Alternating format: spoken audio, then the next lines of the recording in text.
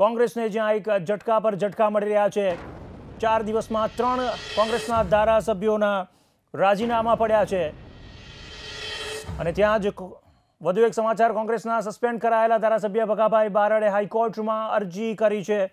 અમારા સંવાદદાતા તેજસ મહેતા જોડાઈ રહ્યા છે। તેજસ, હાઈકોર્ટમાં અરજી કરી છે, એમણે શું વિગતો મળી રહી છે? જેનુલ, જે વિગત મળી રહી છે હાલ તે પ્રમાણે ભગવાન બારડે ગુજરાત હાઈકોર્ટમાં અરજી કરી છે, તત્કાલ સુનાવણીની માંગણી પણ કરી છે। વિધાનસભા અધ્યક્ષે તેમને જે પ્રમાણે સસ્પેન્ડ કર્યા છે, તે નિર્ણયને પડકારવામાં આવે છે। તેની સાથે સાથે જે રીતે ચૂંટણી પંચે જાહેરાત કરી છે, તાલાલા જે બેઠક છે તેની પર પેટા ચૂંટણીની જે પ્રમાણેની જાહેરાત થઈ છે તેને પડકારવામાં આવી છે। તત્કાલ સુનાવણીની જે માંગણી છે તેને લઈને કોર્ટે બપોર બાદ સુનાવણી રાખી છે। હાલ જે અત્યારે મહત્વના સમાચાર મળી રહ્યા છે, પેટા ચૂંટણીને પડકારવામાં આવી છે, સાથે જ તેમનું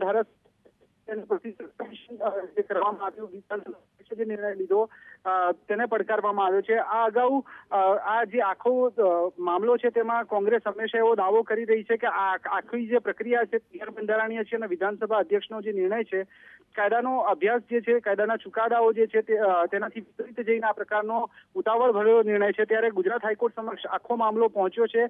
થોડી જ વારમાં કોર્ટમાં આ બાબતે સુનાવણી પણ હાથ ધરાશે અને કોર્ટ આ બાબતે પ્રાથમિક રીતે શું અવલોકન કરે છે, શું પ્રાથમિક તારણ કરે છે, શું અવલોકન કરે છે, તે ઘણું મહત્વનું બની શકે છે। તેજ, આભાર તમામ જાણકારી આપવા માટે। આપની પાસેથી અપડેટ્સ લેતા રહીશું। તો થોડી જ વારમાં હાઈકોર્ટ આ મામલે પ્રાથમિક સુનાવણી કરશે અને ત્યાર પછી આ મામલો ક્યાં વળાંક લે છે એ જોવાનું રહેશે। પણ અત્યારે તો કોંગ્રેસના સસ્પેન્ડ કરાયેલા ધારાસભ્ય ભગાભાઈ બારડે હાઈકોર્ટમાં અરજી કરી છે, તો આ મામલો હાઈકોર્ટમાં પહોંચ્યો છે અને તાલાલા વિધાનસભાની પેટા ચૂંટણી પણ જે જાહેર થઈ છે એ પણ ગેરબંધારણીય છે એવી રજૂઆત સાથે ભગાભાઈ બારડે હાઈકોર્ટમાં અરજી કરી છે।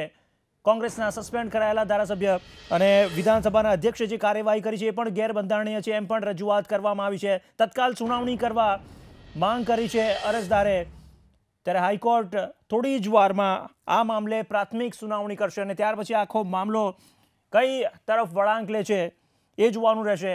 તો હાઈકોર્ટની પ્રાથમિક સુનાવણી પર આ મામલે હવે નજર મંડરાયેલી છે।